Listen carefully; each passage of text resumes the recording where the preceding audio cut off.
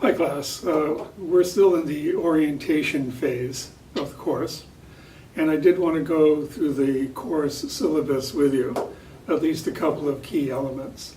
I'm doing this in part because I did have a situation arise in a summer course. It was an undergraduate class where one student, for whatever reason, did not pay attention, did not understand that they were to write 3 papers on very specific topics.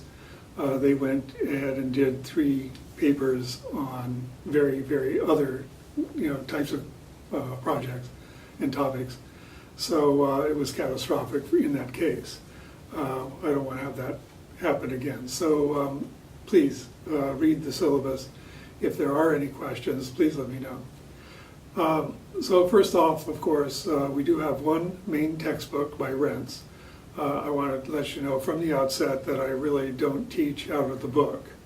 That said, you are responsible for the readings. The readings will show up on the exams. I do provide a study guide, and within that study guide, you'll see that you'll be able to focus on those elements that I will draw the exam items from. But do keep up with the readings, it's just good to do. So to the bullet points on the course syllabus, we will get into the historical context of the framework from which the nonprofit sphere has arisen, and spend a bit of time on that. The Rents book actually does a very good job on that, so in that particular case, the reading will be very informative for you. We then move on to looking at nonprofit organizations in terms of their structure and processes and types and scale, which of course there's quite a range indeed. We will then get into those elements of management and leadership as implied by the course title. We touch on both. Both are very important, but they are also distinctive in terms of overall traits.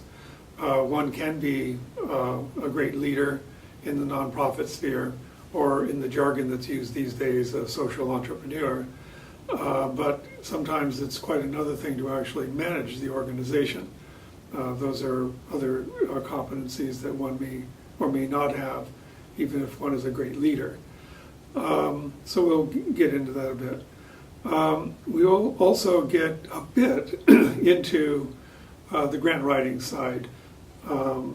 I don't want to get too much into the nuts and bolts, but it's a big chunk of what happens in the nonprofit world, and at least developing an appreciation of what grant writing is and the strategies for effective grant writing, I think is well worth touching upon.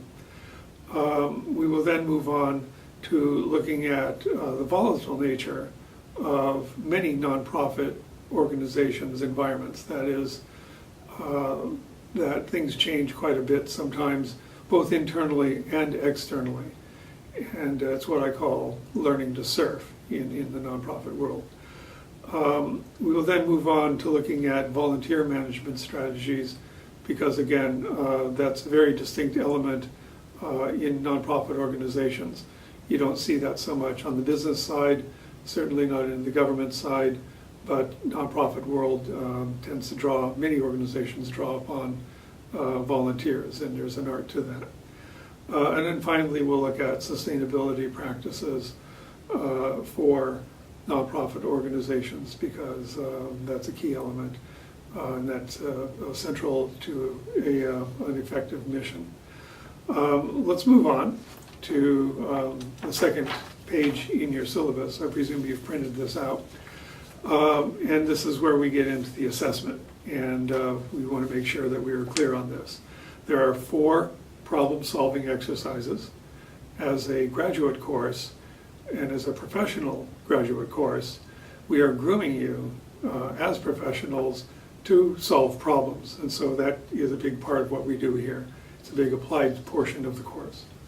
There are, again, midterm exam, final exam, but then some field work. You're going to be interviewing some nonprofit managers or key staff people in a nonprofit organization. You will be designing a semi-structured interview the design of that interview is a big part of that particular assignment. Finally, we're going to get into the presentation of your field work so that you're comparing, showing the similarities and those distinct elements that you found in the course of your interview work in the field. I do use a relative performance criteria. What that means is that all of these elements are weighted proportionately. I take the best performance, cumulative performance, and you become a percentage of that cumulative performance.